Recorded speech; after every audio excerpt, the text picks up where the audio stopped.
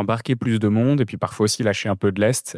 Vous êtes en permanence en train de naviguer une ligne de crête pas évidente, parce que, bah, du coup, vous êtes attendu au tournant, je pense, de la part de votre audience, des gens qui viennent acheter chez vous. Tu disais qu'ils vous délèguent la charge mentale, éthique, de Ouais. de leur choix. Hem, Ça vous impose du coup de faire des choix qui sont parfois contraignants. Là, il y a un mois, j'ai vu que tu avais publié sur LinkedIn que, vous vous sépariez d'un de vos gros fournisseurs sur votre plateforme WeDressFair, Organic Basics. Hem, Est-ce que tu as l'impression du coup que ces contraintes-là, tu en arrives jamais au bout et que finalement il y a toujours un truc qui finira par pas aller, avec les boîtes avec lesquelles vous travaillez? Alors nous, ce qu'on voit, c'est plutôt l'inverse, c'est-à-dire que c'est les marques qui se créent aujourd'hui, se créent avec des valeurs extrêmement fortes. D'accord, Et ouais. du coup, toutes les nouvelles structures, donc c'est plutôt les anciennes qui ont plus de mal à bouger et encore, on voit beaucoup, beaucoup de choses qui changent heu, donc effectivement, tu auras toujours ceux qui vont essayer de tirer, le système vers eux, enfin et qui vont essayer de jouer de ça, enfin d'utiliser des mots comme il faut pas et cetera et nous, on est là pour veiller à ça et on le dénonce très fortement.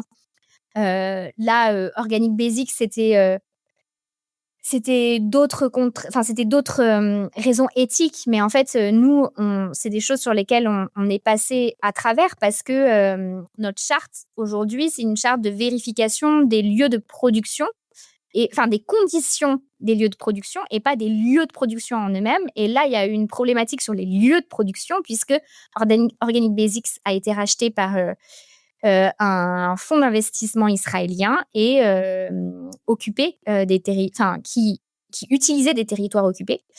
Et du coup enfin des territoires palestiniens et du coup, nous, on voulait pas du tout associer pour nous, c'est complètement inéthique et du coup, on voulait pas associer WeDressFair à ça et donc on a mis fin au partenariat avec Organic Basics.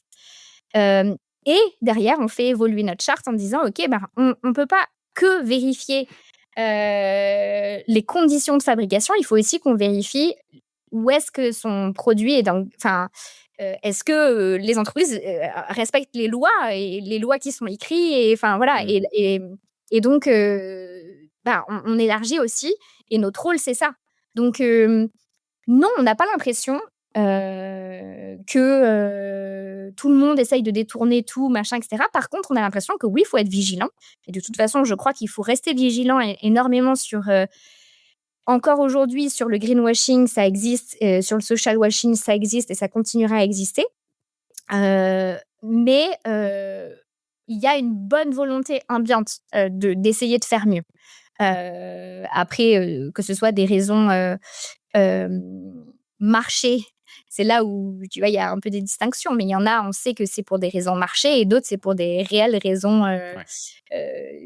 d'intérêt général qui portent, de cœur et cetera, quoi. Mais voilà, en tout cas, nous, on essaye de faire cette distinction-là et ce qui est important pour nous et de dénoncer quand il y a vraiment quelque chose qui ne va pas. Ouais. Les détracteurs de vos modèles, est-ce qu'ils agissent surtout sur le prix? Ou est-ce qu'il y a d'autres sujets? Moi, là, ce que j'ai beaucoup vu, notamment avec l'ouverture de Chine BHV, c'était que toutes les interviews tournaient autour de, «Moi, j'ai pas les moyens de m'acheter, Ouais. de la production française, donc en fait, laissez-moi acheter, des vêtements que je peux me permettre». Est-ce que c'est un peu le seul argument qu'on peut vous opposer aujourd'hui? Alors, c'est le principal argument qu'on nous oppose aujourd'hui. Il faut savoir que c'est un argument de la fast fashion, hein. C'est un argument aujourd'hui qui est, utilisé par la fast fashion pour contrer, ce que nous on dit. Ouais. Heu, Un point extrême qui est que Shein a parlé d'un droit fondamental à la mode. Exactement. Ouais. Ils en arrivent à écrire ce genre de choses, ce qui est quand même assez, quand tu parles de droit fondamental et que tu utilises le droit des personnes, quand tu sais, comment les personnes sont exploitées à l'autre bout du monde pour produire les vêtements Chine, c'est quand même sacrément couillu, quoi, Ouais, c'est clair. pour pas dire ça, différemment. Mais mais oui, c'est le principal argument aujourd'hui parce que ce qui est très difficile, c'est, de le contrer.